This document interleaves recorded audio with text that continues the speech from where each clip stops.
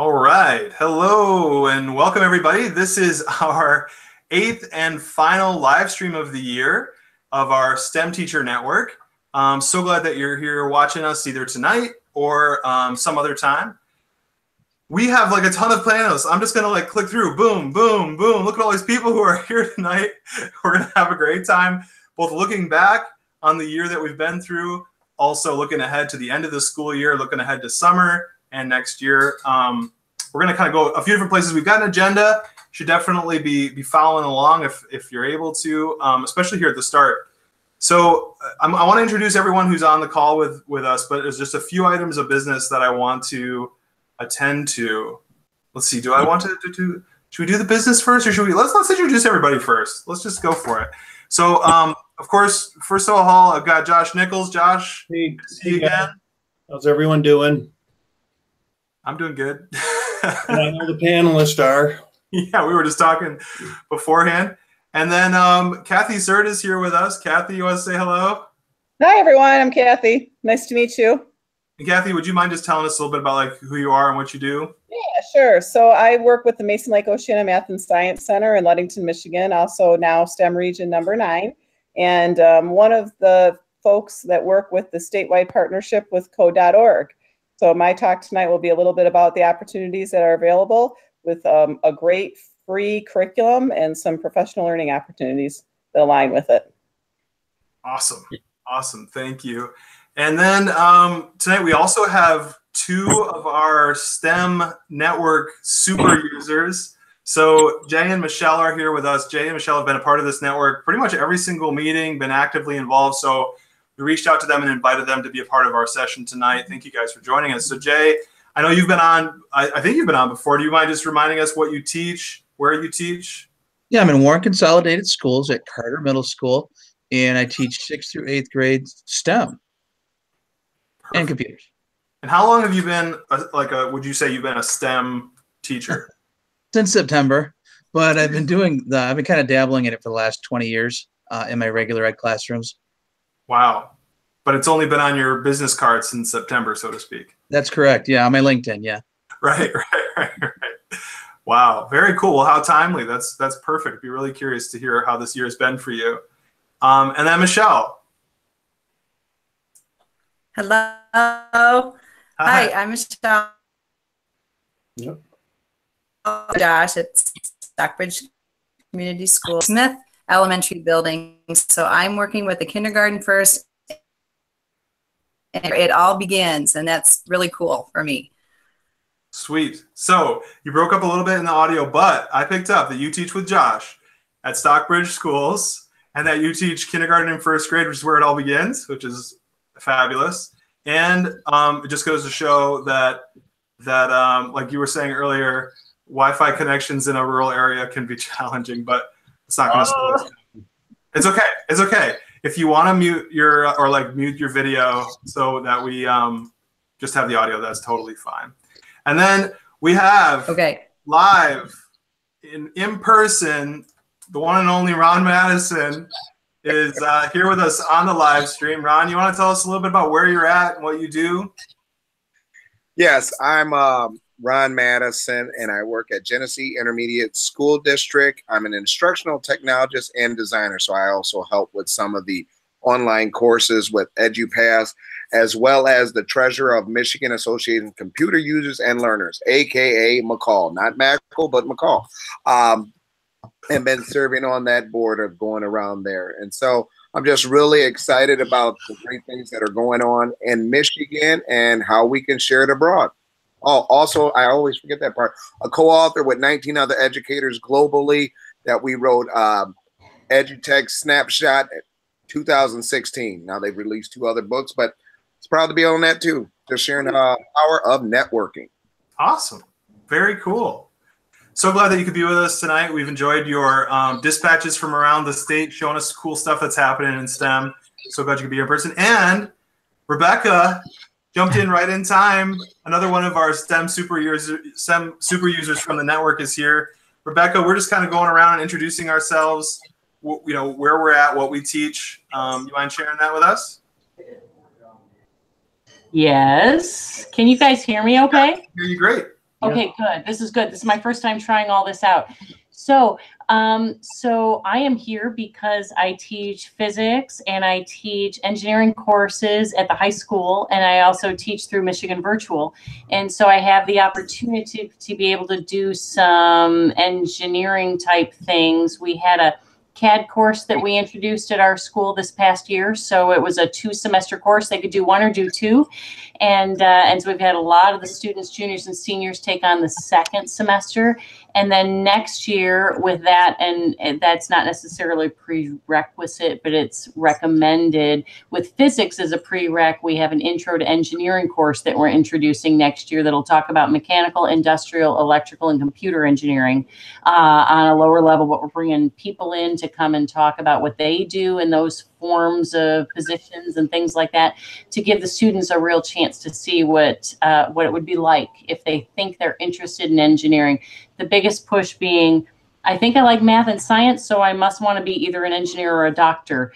And I think engineering and doctors are great, but there's other things too. And so let's make sure before they actually get in college that that's what they want to do. So that's what we're doing at our school.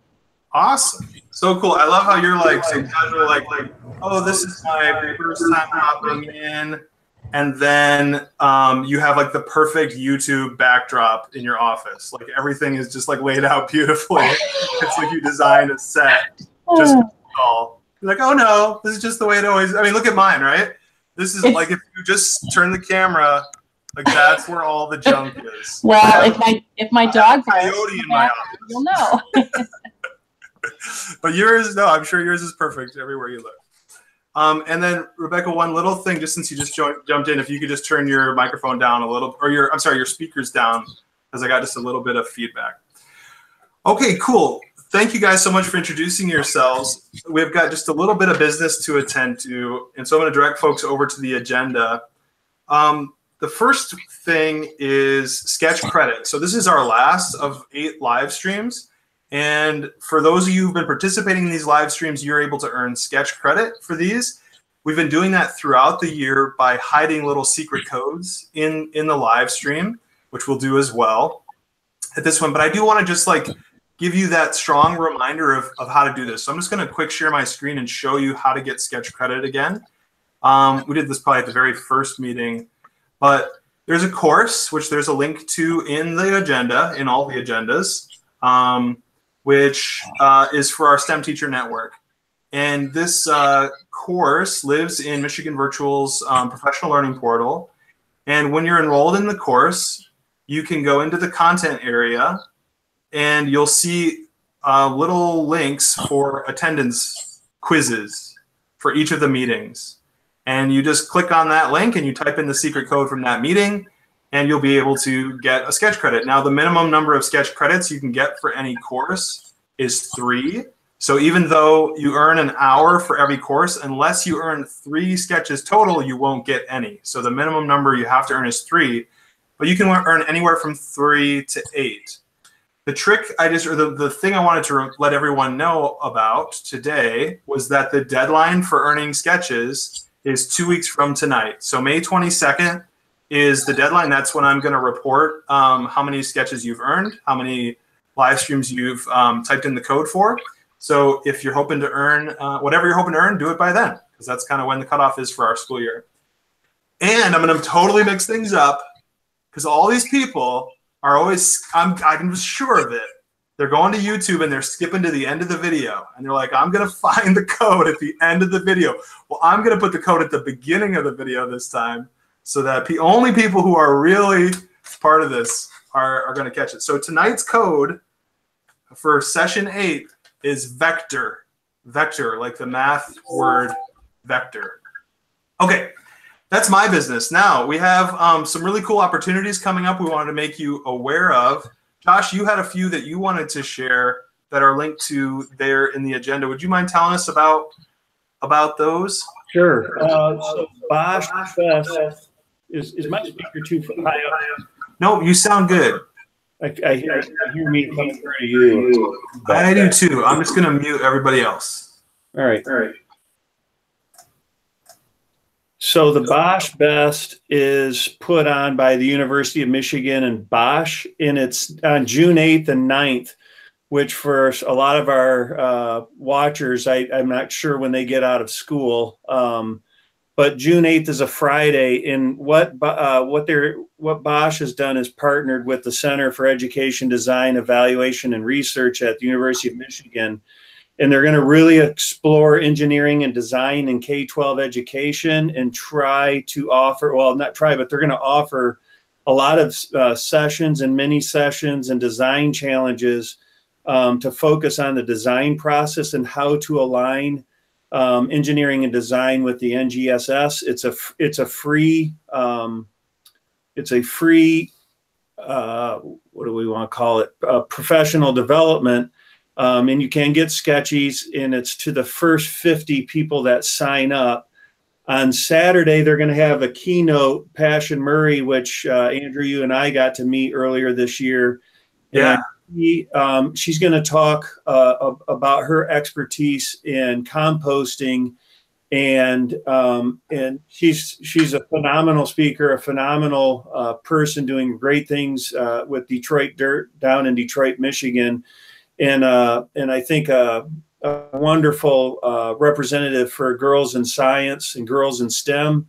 And so she's going to be the keynote on Saturday. So that's one of the, and there'll be a few other professional development sessions on design thinking and in STEM learning.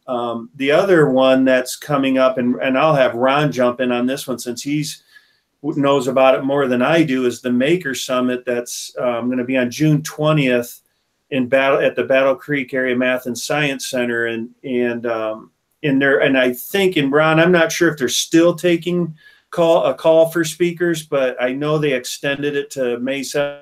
I don't know if they're still looking for people, but I highly encourage people to go out to that as well, because a lot of the things that are being done in the maker movement are easily applied into the STEM classroom and all classrooms. Ron, can you tell us a little bit more about it? Because you're going to a meeting on Thursday. Well, the deadline has closed, as you said yesterday, but if someone's really trying to get there, if we have the spot, we can work that out possibly. But one of the things that I've realized, even if a person isn't a presenter, you learn so much by being able to network and being in the environment. Actually, I think you get more because then you don't have to get bogged down in like, what did I prepare or what didn't I prepare? So I really encourage people to definitely come out. I know we got some other things. I've created already 5 online courses for the maker movement to help people to have instructions afterwards. I call it thinking beyond, when you get to the tail end of really reflecting on that. And so those are different dialogues that we have face to face with people to tell them, look, draw your students out, don't spoon feed them, but help facilitate them and drive them down a way that they're going to a deeper concept of what's really happening. So if you're using Spiros and all of these type of things and making courses, what type of business does that relate to today? I would love to do a video, but I know it's not school appropriate, but it's always has me laughing in the inside when I was doing it about incline ramps. I would see that if you don't do it at the right angle and a person, special needs in a wheelchair, if it's too steep, boom, they're going to, I'd love to do a video clip, not appropriate. But it's funny to me. Well, but give a shout out, because Ron, you just told me before the call that you were a special ed teacher for 20 years. So we got to have that caveat that we all know it's coming from a place of love. It's all love, but I'm just saying they will learn something after that moment. But so just those kind of concepts to draw the educators and the students. I mean, you would think about, you mean you can have fun without being tagged to any electronics? I mean, when we use the Kiva Planks, I was in a classroom with students that never knew about it for 2.5 hours. And then I had to say, guys, I have to leave now, but they were still able to explore because of the concept. And that's what's getting people excited about the maker movement. That's what's going on with the summit, to get educators more comfortable, because I know I'm not a Mr. Fix-It. My wife can fix anything and everything. I mean, I put gas in the lawnmowers and I'm waiting for her to get back from practice because she's going to cut the grass. So, I mean, I'll apologize, but I got allergies. That's what I say. You just have to help people to be successful and allow them to fail forward versus not try at all. So anyway, I'll be quiet. No, that's great. And I think one of the things that I'm so excited about the maker movement too is that, you know, we talk about the 4 C's, and there's no better place to put kids into group and have them collaborate, have them create together, have them, you know, they're going to be critically thinking about what they're doing. And I just, and like you said, kids get lost. They get lost in time. They get into a flow. And I think we need to experience why they're getting into a flow in that space, but maybe not in some of the other spaces that they're involved in at school. And I think we need to, explore that and offer that to our kids way more than we are. So, and right, way to do it, like you said, speaking of flow, you and Ron could flow us right to 9 o'clock. We right. we missed real good because I had some stuff, but I'm like, don't say nothing, Ron. No, I'm not going to let you because I accidentally met Ron a couple of years ago, and I didn't even know that my class was there. So Ron and I were talking, and my kids were, yeah. I can only imagine. Sorry. Yep. Well, that's why you're at Mission Control. You can mute me. Yeah, that's true. I will. Don't make me mute you. Don't make me mute. Okay. Hey, the Maker Summit, June 20, Battle Creek Area Math and Science Center, which, by the way, if you haven't been to the Battle Creek Area Math and Science Center, there's a reason to go right there. Okay. So, Kathy's here to share with us about some really cool initiatives. I mean, these have been going on now for probably, 2 years now that the Math Science Center Network's been really pioneering coding across the state. Some really cool opportunities, and I'm so glad that Kathy's here to join us to share about those. So there's a link in the agenda, but Kathy, would you share with us about the opportunities we have for teachers related to coding? Well, first of all, thanks for having me. It's really, really fun to do this and to have an audience online to talk with us about. We are really excited about what this opportunity provides. It did start last summer. We had an opportunity to take 100 teachers out to Philadelphia and work with the code.org program. So there were 86 AP computers. Oh, just sorry to interrupt, Kathy. You are sharing the Hangouts. So if you turn off sharing for a second, we'll be able to see your. All right, but I can't see you then. And that's really crazy. All right, well, I won't be able to see any of your reactions this way. So, and you know what, Andrew, actually what might work better, do you want to share and then I can still see people? That's a great idea. I'll do that. All right. That would be great. And let me see if I can stop sharing now. Would that work? Yep, perfect. All right, thank you for doing that. So as you know, computer science is a very quickly growing field. There's many, many job opportunities, and they're good job opportunities. And there's all kinds of different levels of computer science. So you can work in a certification area, or you can go all the way up to a PhD. And these are some of the opportunities at the K-12 level that we're hoping to inspire students into considering opportunities for computer science in the long run, or even if they're not interested in pursuing it as a career, the opportunities that they have to learn some of the skills and to communicate and collaborate and problem solve are good regardless of whatever career field a student may choose. So last year we took 100 teachers out to Philadelphia. We had a great experience. It's a 5-day summer workshop. The middle school program is called CS Discoveries. And the high school program is called APCSP. It does align with the AP Computer Science Principles College Board Assessment. So at the end of the course, the end of the high school course, the students should be ready to take the AP assessment and potentially earn college credit. This summer, we're very, very fortunate to have a grant from the Michigan STEM Advisory Council, and we're able to do this right here in Michigan. So we've got 100 teachers planning to come in and do the middle school version this summer, and 100 teachers lined up to do the AP version this summer.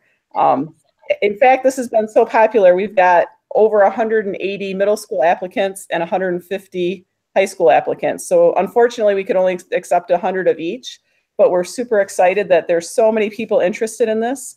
And they'll be spending 5 days with us in Grand Rapids at the JW Marriott this summer, learning about the course content for the middle school course and the high school course.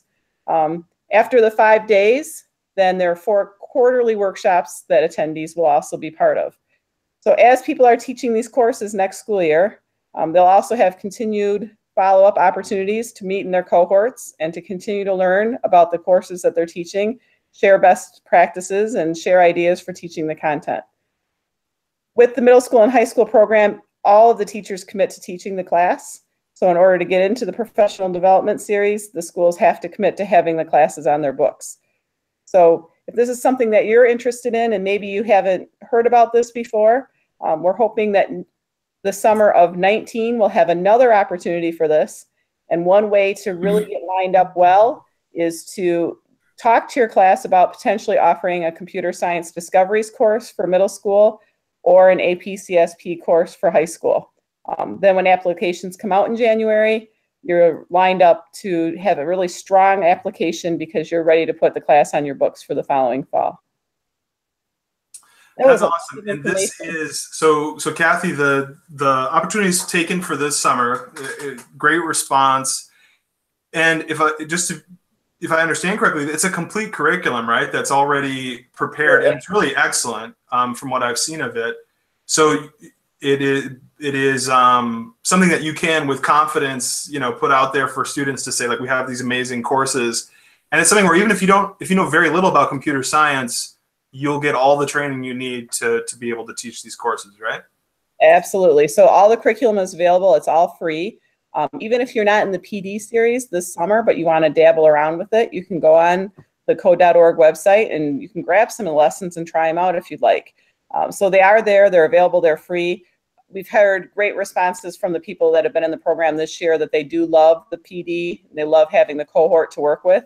So if you try some of it out, but you want the full batch, next summer would be a great time to be involved and get to be part of the next cohort that we'd have in Michigan. But it doesn't prevent you, even if you're not in the PD, it doesn't prevent you from using some of the materials that are already out there and already available for free. Right. And am I right that the state of Michigan has loosened the requirements as well for what certification areas can teach computer science, right? So even if you're not certified computer science or even certified math, right, is it any subject area that you can teach the subject? Yes.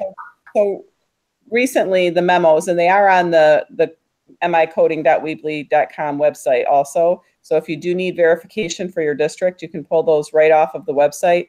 But as long as you're teaching at the grade level that you're certified to teach at, it doesn't matter what your subject area is for these particular courses. You could be certified in PE. And if your district feels that you're the right person to teach this class, maybe you have some really strong interest and passion in computer science, or maybe you have some other background in computer science, or maybe you're a novice, but you're really eager to learn. If your district feels you're the appropriate person for that position, according to MDE, you'd be allowed to teach those courses. So we do have quite a few. Are you trying to say something about PE teachers? I'm just trying to read between the lines here. No, I was trying to think of the PE teacher is the computer teacher. So I just want to. We definitely have PE teachers, and they're great. So I was just trying to use an example of something that typically people aren't normally connecting a PE class. I assure you there are no PE teachers who will ever watch this. Oh gosh. Especially now that you said that. Boy, oh boy. Oh man, no, this is amazing and really great stuff and amazing opportunities for Michigan teachers. So great that you can provide this PD locally, so people don't have to go out to Pennsylvania to get it. And appreciate you sharing it with us. And all those resources are right there, linked to from that website in our agenda. I do want to quickly just give one more heads up because this is cool. There is also the elementary program out there now also. So when you're looking on the website and you look at the CS Fundamentals course, those courses are for K-5 teachers and they're aligned at the grade level. So there are 19 different sites that have been open this spring. Most of them are still open and still have seats available. So if you look on professional learning and you go to the CS Fundamentals Professional Learning tab, at the bottom you can scroll down and see the 19 different places in Michigan that are all free PD. They're just a one-day option, so you're not making a huge commitment. If they're a summer, there's a $100 stipend available. If it's during a school day, there's a stipend available. And most of those places, many of them still have seats open. Wow. So if you're interested in those, jump on, because that's another good opportunity to get started with computer science. That's Awesome. fantastic. Thank you. Yeah, we're really excited, and we've had great. Thanks for working so hard to do this, because a lot of people aren't going to be aware of this. But I mean, what you've done in the partnership with them is it's probably one of the strongest ones in the country right now, isn't it? So honestly, it was really, really fun being in Philadelphia, because when we were there, we were the largest cohort in the country in Philadelphia last summer. And when they announced Michigan, there was this giant roar in the auditorium that we were in of people from Michigan, and many of the other states just couldn't believe the presence that we had. So it's been super fun, and all of the folks that have worked on the project have been great. You know, the grant that we received from the STEM Advisory Council, certainly we couldn't do it without those kinds of opportunities. So we're really grateful to have this experience coming to Michigan, and we'd like every teacher that wants the opportunity to get the opportunity. And I want to throw this out there too for the teachers that are unaware of the Marshall Plan. And if you go to the website, it will talk about how there's 811,000 high demand career openings through 2024, and at the top of the list is IT and computer science. So you guys are creating this pipeline, or giving teachers the opportunity to learn and to help supply this pipeline with career ready jobs. And I'm not, I'll go right off the talent and off the talent and economic development website. And they're saying it pretty free willingly, in that some of these skills, a kid could come out of high school and not necessarily have to go to college. I mean, this gives them a different career path. It gives, I always talk with people about, look, if it doesn't work and you go into, some kind of computer programming and you don't like it for the first 2 years, at least you're not in debt. I mean, it gives these kids an opportunity to come out of high school with a skill. And so I really appreciate what you're doing to strengthen our state and to strengthen that pipeline. So really cool stuff. Thank you, Josh. We appreciate that, everybody in Michigan that's working on this. It's been a great project. We know that there's a lot of people working to make it all happen. So we're very glad that we can provide these opportunities, because there are great job opportunities. And no matter what field a student's in or thinking about going into, there's just some really good learning in this class, and some really good personal life skills that they'll get also. So even if a student's not thinking that IT is their thing, there's still many benefits that they can receive just from being in the class or being exposed to some of the computer science options. Yeah, we can't ignore that IT is overarching everything. Whether you're in social studies, IT is overarching everything. So whatever field you're going into, IT is going to be a part of it. You got it. It's I agree. a great way to get STEM into all subject areas too. Yeah. So thanks again for letting me have some time, Andrew, to share. Thank you, Kathy. Now I gotta ask Kathy. Okay, can you, Kathy, without moving, pick up and show us a bottle of Diet Mountain Dew? Oh man, I've just finished my 7th one for today, and I don't have one handy. So you don't even have an empty bottle nearby? I don't. I can't believe it. There was a Darn. chance. I can reach without moving and pick up a can of Coke. The first time we ever met Ron, we were talking about how much we love Dr. Pepper. Ron, can you pick up a Dr. Pepper without moving? Oh, a Gatorade. Oh well, worth a shot. Thank you so much, Kathy. Really appreciate it. We're going to kind of turn things now. We had more business to attend to than I expected. It was all really great stuff.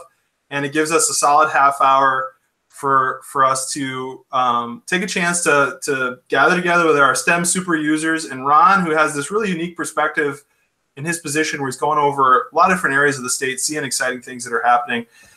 And to sort of do, as Josh and I were talking about this, our last meeting, we kind of wanted to do 3 things. Look back at the year we're kind of reaching the end of, right? So look backwards, look at right now. Say, okay, here we are, it's the end of the year. So the first thing is look backward. How was this year? How did it go? Second thing is look at right now. Okay, here we are, it's the end of the year. We're not giving up yet. Like, we're going to finish strong. How do we finish strong with just a month to go?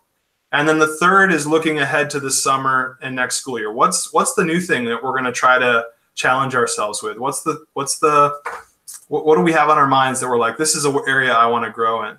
So that's kind of the direction we're heading. And we're going to kind of pitch that question to our STEM teachers who are in the fire with the kids every day, and kind of get what they're thinking about. So that's where we're headed. Josh, you want to add anything to kind of set the context for our conversation here for the next half hour? Yeah, I just, well, it's Teacher Appreciation Week, so I do want to shout out to all the teachers working really hard. And on top of that, it's M-Step for a lot of, our people that are watching today. And I think we just have to walk this fine line that, the M-Step's here, but we still have a good 5 weeks of great opportunities for our students to learn, for us to explore, to finish strong. I think, I was in a self-contained classroom for 16, 17 years. So I gave the M-Step too. And I think what happens is that we give it, and then we sort of think, well, the year's over, where I actually always thought, well, now this is the opportunity to really explore some fun stuff. So, I think we have the opportunity, the kids are excited. What a great time for STEM educators to go wild. I think it's like, let's unleash. Well, let's start there, Josh. I mean, I love that. And I see Jay's kind of nodding his head. It's kind of like you almost get free permission to just kind of experiment and try those things that you wanted to try. But Jay, I'm really kind of fascinated. You were saying, this is your first year being a committed STEM teacher. And, where's your mind at this time of year? What are you thinking about? Right now I'm thinking about, oh my God, it's finally almost over. I'm not going to lie. I mean, the beginning of this year was pretty rough. I came from elementary, been fifth grade for 20 years. And I did do some of these kind of things, but not to the extent that I've been doing them now, which has actually been kind of fun for me too. I'm learning alongside the kids. And just a little caveat, you guys have mentioned so many things. I have no idea what you're talking about. When you guys were talking about some of the Marshall Plan, I kept thinking about that, the 1800s, the military trade plan. I'm like, oh, cool. What are they talking about that for? That doesn't make any sense, but it makes better sense now. We divide things up into two different classes in Warren Consolidated. We do STEM, which is environmental engineering. So we talk about alternative fuels. And then we divide it up into future engineering. So we talk about the future city. We get into rockets. We did robots and whatnot. The future city was kind of fun. I kind of modeled it after that because we didn't really have any lesson plans for that were already made. At least I couldn't find any. And then we went into— Not to interrupt, sorry, but when you say future city, are you talking about like the future city project in particular, or is it just more? Because I think there is like a program called Future City. Right. It's kind of like that. They talk about alternative energy sources in there as well. But then the kids actually build a city model like the future city. And for me, it made better sense to follow an already set plan, the future city plan. We didn't do everything that they did. I just didn't have that kind of time. That would take over a year to do that. And so we only had a semester. But going through that was pretty interesting. And one of the really cool things is we had a speaker come from Power Home Solutions. They install solar panels, and they're literally 3 miles from our school. And what was really interesting about that was they brought in the giant solar panels that they mount on the houses and talked to the kids about how they install it and what they do and what kind of batteries and where you got to mount them, and you got to have it at the right angle. And most of my kids had no clue, even after we went through the whole unit, about all of that. So that was a great thing. And what was really cool— How did you get him to come to your school? Like, what was the first step there? What was the thought, or what happened? I called him and I left him a message, and it took a couple weeks, and they have a representative because the cool thing is the gentleman who owns this solar panel installation company, his wife's sister married Sam Martin, who was a punter from the Lions. So we actually made the news. It was kind of interesting because he came to our class and talked to the kids about solar panels and alternative energy, and it was kind of neat. That's awesome. Most of my kids had no idea who he was. But they all took pictures. But look, I just called them, and I took that from one of the earlier sessions that we had. People were talking about getting community members in and finding people in your community that do those kind of things that you're talking about. So I took a chance and I called them. I figured, what do I have to lose? They say no. Okay. They said yes. So made my principal very happy. I just say, like, way to go, Jay. That's awesome. That's awesome. And it totally panned out. I mean, I think that's so cool. Yeah. So that's kind of where I've been at. We're doing rockets right now. My principal's a little nervous because we're doing matchsticks rockets. So, you know, we're building them with tinfoil and stuff. She said, don't launch those in the classroom. I was like, okay, yeah, I get it. But they're building those right now. We're going to hopefully launch them tomorrow.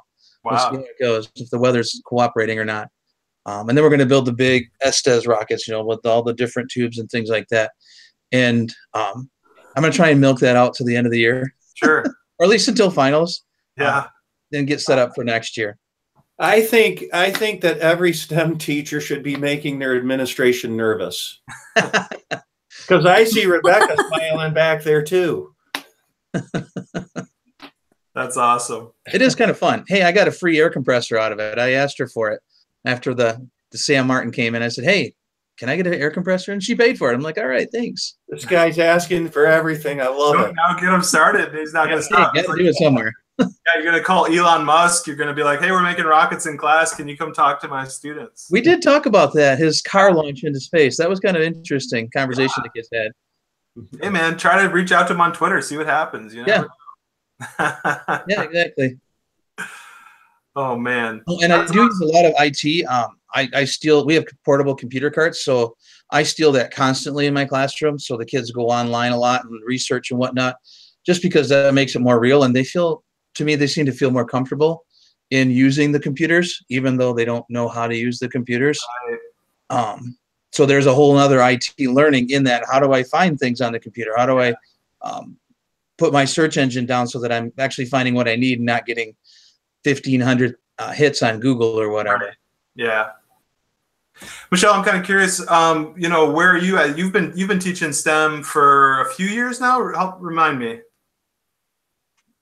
Second year. So before my sound better, let's see. Maybe you want to turn off your video again to help your sound. Let's see if that helps. Okay. Oh yeah, now I can hear you. Is that better? Okay. Got my frozen face on the screen. So you've been teaching for several years, you said? Yes. This is my team. I've been teaching grade level for over 20 years. So I've been at that for a while, but the STEAM walk is a new walk for me. Very cool. And where would you say you're kind of at this year, at this time of year? You know, where's your mind at just in terms of what lies ahead for you? I'm probably like most of us, where before the school, already thinking ahead to next year and things that I want to completely differently. One of my goals is to dig a little deeper into, so now that I have the dash robots from the group I wrote this year, we kind of just scratched the surface and got started with scratching the Chromebooks to kind of get the kids prepared for the dash coding, but we really didn't get into doing some coding.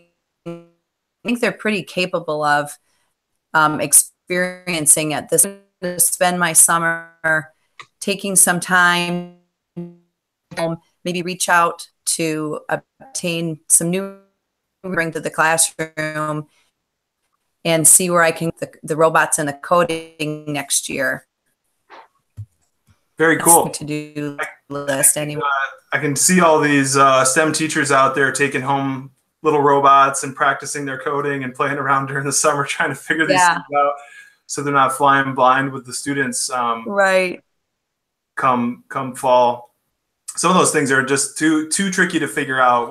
With kids, you just got to take the time to know what you're doing and work it out. And I know it takes some time to do.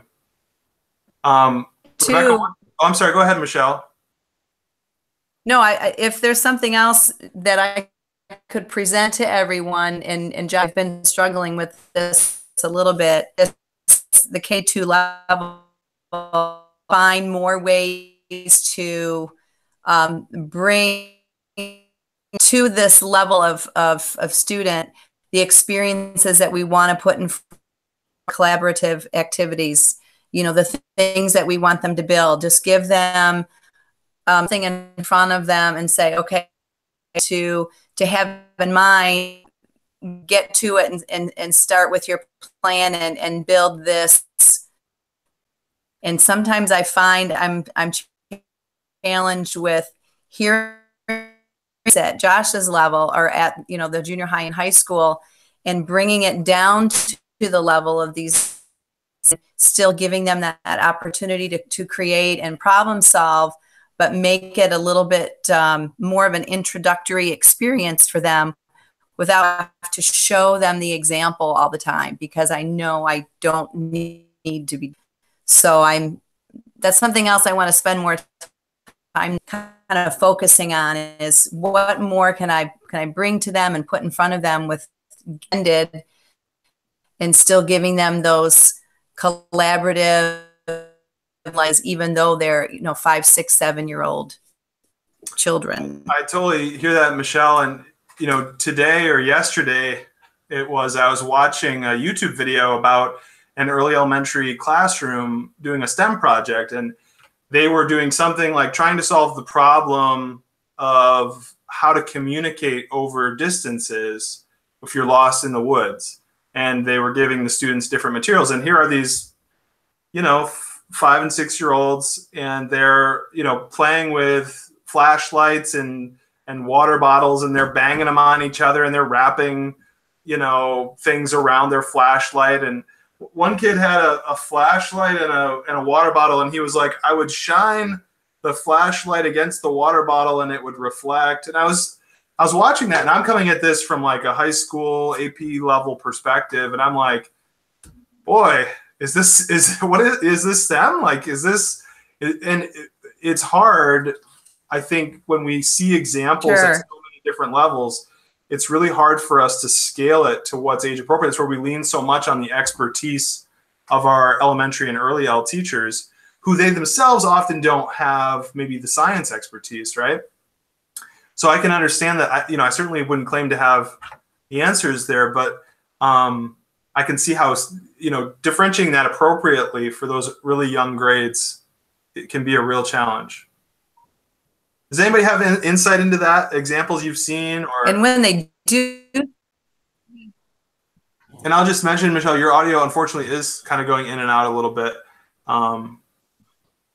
So because I work with Michelle, the thing that I have noticed, and since she's gone into this position, and we can't dismiss this, and she probably doesn't think about it as an incredible strength right now, but the third graders that are coming into my classroom have some really, I'm just really shocked at how well that they can collaborate, how well that they can work in a group together. Yeah, there's issues. I'm not saying that there isn't, but before she was doing this, I had more issues, and it was very upfront and in my face. And it is such an important skill in all of our careers to be able to sit down with groups and work. I mean, Ron just said, we have a meeting with this makerspace thing. None of us are pulling this off on our own. We're all working collaboratively. We're all trying to ask, how to do this better. And I think that when you have these young STEAM and STEM opportunities, I don't want to say we're breeding, but we're developing some talent at a very young age and showing them that you're not going to do this all by yourself. We're going to mix great skill sets together to pull off amazing things. So Ron, I'm curious, Ron, what is the youngest? I know you see a lot of different things because, right, you are, you're instructional tech coach, so you're not doing exclusively with STEM. But if you could just tap your experience and say, like, what is the most amazing thing you've seen the most youngest students doing? What would be the example you would pull? I know I'm totally putting you on the spot, but what would be the example that comes to mind?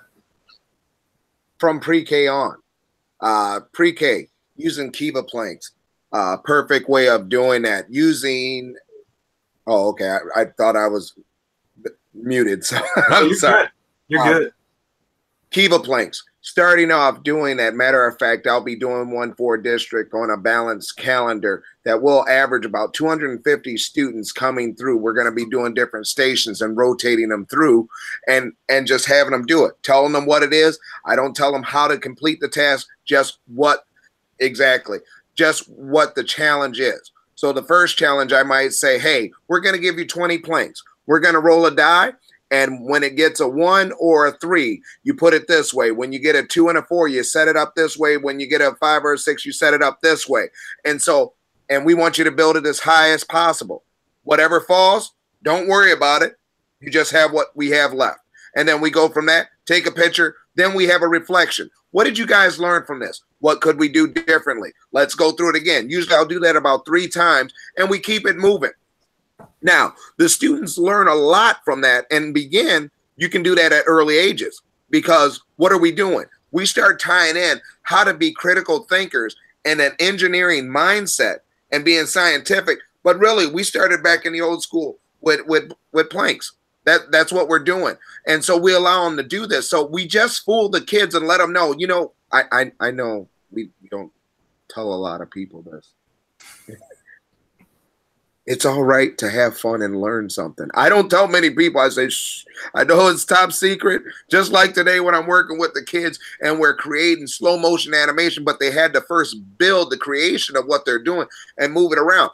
The other part is what I tell with the teachers is, hey, if you don't know what you're doing, find a friend and let's do it together. That's one of the purposes of what I did with the RIMSI Association and the EduPass to create makerspace / STEM courses that had lessons and activities so the teachers could take 15, 30 minutes and get an idea. Oh, here's an overview. Here's some activities I could do. Let's have the students get started.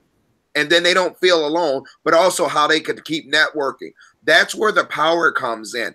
What we want to stay away from is the factory mentality, because we know that sucks. It doesn't work, people. It doesn't. Because that's when you say, guess what? When you graduate high school, everyone must go to college, even though we know you're not all going to be successful there. You're going to go into great debt, and then you're going to quit. And you're going to be frustrated, and then you're going to say, what's wrong with this system? What we didn't do, we didn't allow you to find the path of success in the areas, even though this country is missing out on over 100,000 people for IT alone. You can start off at IT, start making $70,000 and stuff like this without a degree, but if you have the experience. I was at a building and a student asked me a question. It was a high school, and he was being funny. Hey, could you open up this computer for me? Blah, blah, blah. And I was joking back and said, you look pretty swift, like you could figure that out on yourself, but that's not my position. That person's not here today. And he goes, well, yeah, I do. Like, really? He goes, yeah, actually, I run a business and I create websites and web design and stuff like that for some local businesses. Really? I said, you know what? I'm having an ed camp, and I want you to be on my student panel. Yeah. We worked it out. Now, the end result is this. I didn't know it. The student was flunking out. He's dyslexic. Everything else, his mother was a professor. She didn't even know it until she came to the session because she was mad and he didn't give her enough notice to cancel. But that was a breakthrough for their whole family to realize he's able to make money. Wow. But how we're setting him up in school and say, Charlie, you can only learn like this. And that's not his real name. Hello. Keep him safe. But you can only learn like this. And so even the questions on the panel, which one of my favorite ones was this, they said, oh, since you create websites and you go through all of this kind of stuff, you probably love online learning. He says, no, that's a struggle for me. I'm dyslexic. I don't learn well that way. So again, we tried to put him in this small little box of thinking this is the only way you can be successful. We have to start with the kids. I try to tie it in, not only with those young students like Michelle was asking, how do you do this? I work with another school. We have literally Makerspace Day. especially in the rough time of the winter when they don't get out. And we said, okay, so let's work it out. During their lunchtime, we're going to run these kids through and we'll do different stations and extend through that. And we have parents. Hey, why don't you guys man this station? We're doing strawberries. What the heck do you do with that? First, start off just creating their name. Then let's go 3-dimensional. The parents don't even know. But by the time they finish, parents are excited and say, this was cool. What was that computer thing we were doing? How can we order this? And it goes beyond because we're stretching everybody. We're stretching. Don't worry about being an expert. I tell people all the time, I don't know everything. And I don't give you all the answers. I want you to be a critical thinker. So, you know, if you needed to use a lifeline, find a friend. We're going to figure this out together. You know, fear is just false evidence appearing real. So we're not going to operate in fear. This is a no stress session. We're going to learn. We're going to have fun. We're going to smile, show 3 teeth. They don't even have to be together. And that's what I tell them all the time. And we have a great time. We learn and we keep going. I want to draw out excellence out of everyone. I learned so much. And I'm like, I mean, I just bought a couple of 3D printers. Well, my department. Hello, Ron, not his cash. But anyway, they allowed me to get some 3D printers. And I got some great ones, and I love them. I got the Dremel, and the cool thing is I was able to have them operating in 10 minutes. Wow. The other thing is the quality that they were printing was so fast. Now, everybody's been drawn. That following week, we had Bring Your Child to Work. Well, we had other kids. We had code.org going on our campus, which our facilitator was wonderful. Love it. And, but I would tell kids, push this button, pick what you want. Oh, you like the frog? Push that. Come back in 20 minutes and you'll get, and the kids were amazed. Yeah. I wasn't doing it. We were doing empowerment. So all of these different things is what we need to do. The other things that I saw that's exciting around, and I'm just moving quick because I am watching the time. I want to get to Rebecca too, but yes, go for it. Hey, Ron's always on fire. This dude is always on fire. Ron. That's how I found you, man. I was like, I was working with a teacher. I just busted in. But one of the most exciting things was you weren't going to say anything, were you, Josh? No, I'm listening to Ron, man. I'm listening to Ron preach. Hey, I got that license too. But anyway, it's a preacher too. It's about our communities. Because you ever get confused, Ron? You ever get confused on the pulpit and you start talking about 3D printing? It actually gets opposite. Matter of fact, I'll have a student, but this is the sick part. This is me. So my team and everybody see me at church, they're like, yep, it's like that. I said, you guys will pray for me, won't you? I tell you that. But the excitement is watching the communities starting to grow. Talking about Battle Creek, Jackson, Flint even has a factory too, that they're having these maker spaces and training. But here's their challenge. They don't have people who know how to operate the equipment. If you talk to these people, if you say, I'm an educator, they'll let you in for next to nothing, especially if they say, wait a minute, you'll start to learn, you'll help us teach this. You could wind up having a side hustle, next thing you know, of running stuff on the weekends and in the evenings because you have the expertise. And that's how we have to start thinking. How can we turn around? I mean, I'm from Flint, people. I'm telling you, when you guys looked at it, I'm trying to stay away from the soda. So I'm on but if it's not in a bottle, I'm not drinking from the faucet. I don't care what anybody says because it still ain't right and it didn't just happen. Right. How do we teach the kids to say it's not all over? Right. What we need to tell them is it's value here if you don't give up. You just have to think differently. You have to think creative. We have to find different ways to focus on this. So I put a challenge out there even to our team. Like Michelle, you said, how can you get something for the young people? Let's team up. Let's do something this summer. Pick an area. I know I'm going to create another five courses, you know, because people are saying, wait a minute, we're still doing makers. I don't care. Let's draw from one another, get examples of what has helped, what didn't help, write it down. Don't eliminate the failures, you know, learn from those. I think we get more out of having a reflection and asking the questions for the students.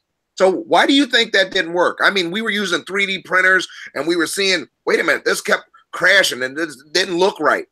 Well, we realized one of the times we were doing a training, it wasn't covered up. It was by the window. We were up north. We was in Shepherd. but it was cold. Right. You know, we were truly in a school building where you can feel the outside on the inside. And does temperature make a difference when you're making a 3D printer when it has to be at a certain? Yeah, it does. You know, simple things like that. Now we're the adults. We didn't think about that. Right.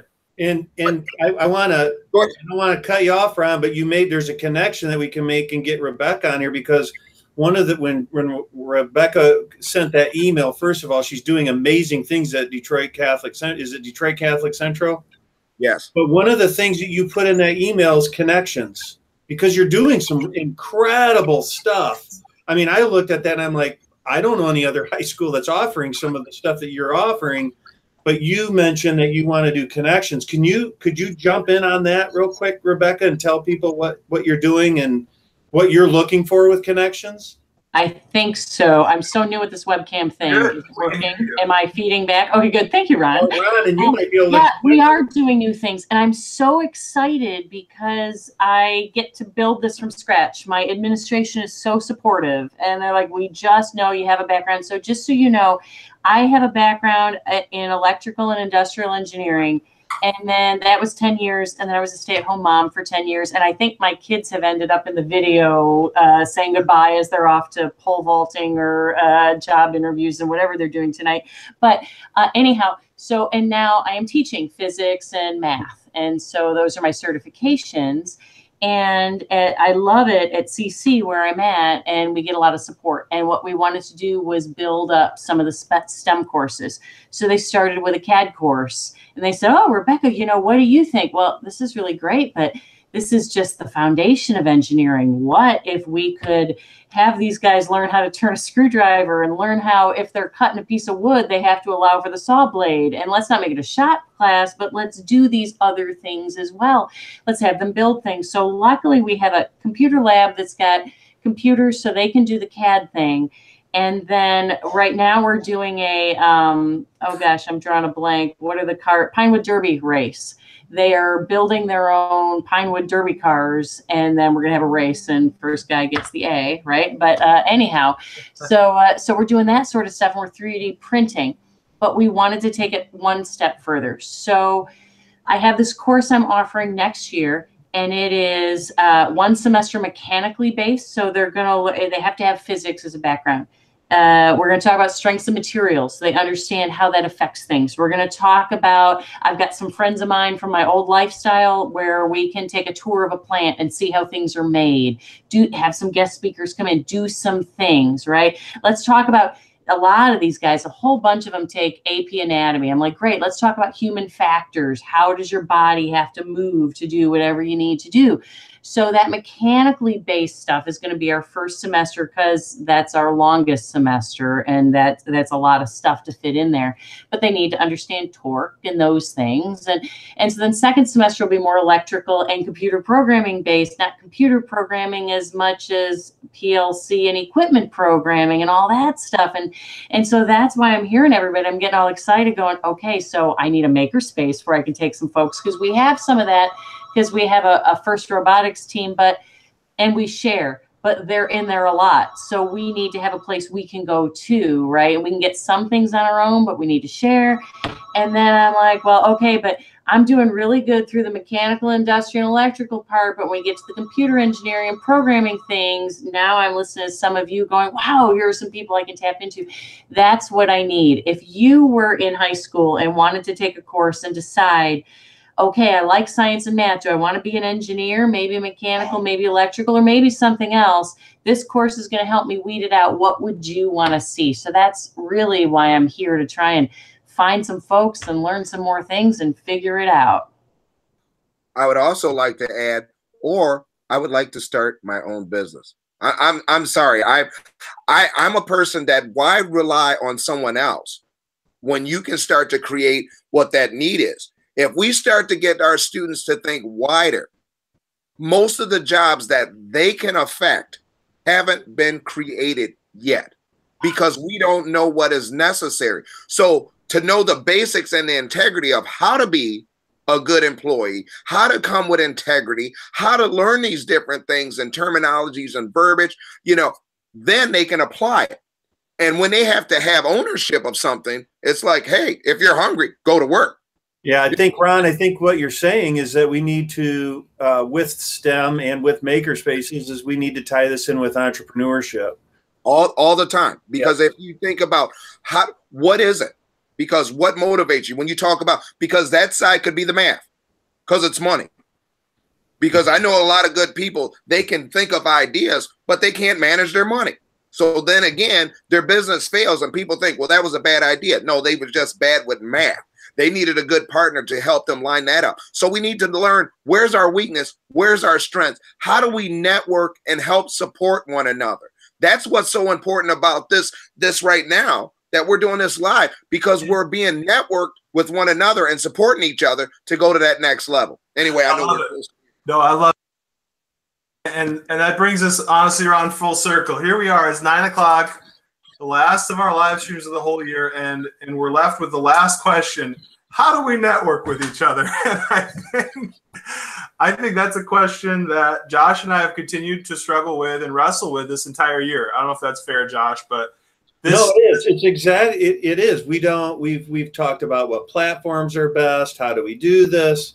We know that the responses, they were begging for networking, and we're trying to, but we're not going to solve it this year. But I think it's a good segue. We're not stopping. We're going to continue to try to network and try to offer opportunities there. I mean, with what Ron's doing out there, with what Michigan Virtual is doing out there, all the ed tech conferences, it's happening, and it's going to get better. Like I said, I've said this a number of times this year, Andrew. It is a great time to be a teacher. I'm loving what I'm doing. I can tell by the passion that these people that are on the panel with us today, that they love what they're doing. There's a lot of opportunities, and it's like Ron said, we're playing. I can tell that everyone that's sitting on this panel, and it can be a struggle, but we're playing. So just keep networking and playing. One of the things that helps with networks, wait a second, Ron. It's 9:02, so it's got to be brief. I'm like doing an interview on NPR. I'm like, in the last 30 seconds, can you? Last 30 seconds is this. I'm tied with educators across the globe. The reason why we stop worrying about which platform is perfect. It's if the information that we're sharing is urgent and we actually respond back in a timely manner. Period. Yeah.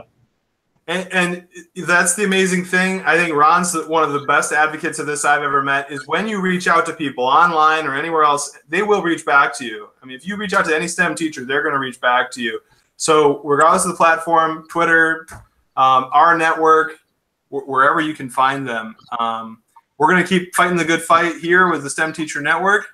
And it's been a pleasure working with you all and serving you this year. Thank you to the panelists who've joined us tonight. Yeah, thank all of you. Yes, thanks a lot. I'm sorry we didn't get to hear from each of you individually more, but it's just because there's so much for us to talk about. So until next time, have a great summer and a great rest of your school year. Signing off. We'll see you later.